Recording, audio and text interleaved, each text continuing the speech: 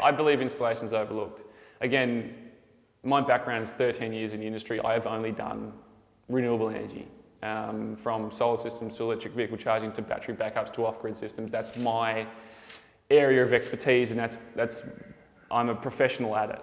And I've seen far too often results of poor installation. And like I said before, you know, a good system installed poorly is going to perform poorly.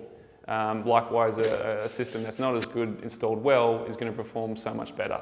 So a lot of installation issues come up with rooftop isolator fires because they're not done properly, shortcuts within the cables and how they tie the cables up to the railing. Because again, it's not the problem that's going to happen in 6 months. It's the problem that's going to happen at 12 months, at 2 years, at 3 years, when things start to wear and tear because they're in the sun all day, every day. You know, and people, I think, overlook that. They overlook, they're just going, okay, this is, they're selling me either the same product and this is just cheaper.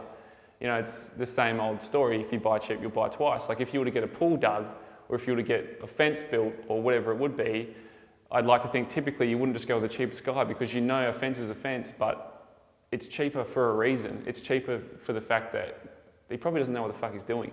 And he probably doesn't know the structural integrity of what the wall needs to be. And it's exactly the same in solar. You know, it's exactly the same from an installation point of view. It's one of those things that it's so valuable and it's so much overlooked because people just think everyone's on the same page. You know, like we're not.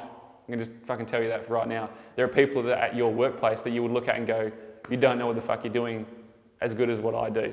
And I'll tell you quite honestly, that's exactly what it's like in the solar industry. There are people in the industry that don't know what they're doing, and there are people in the industry that do know what they're doing. And quite honestly, typically the people that don't know what they're doing are cheap. That's just the way it is.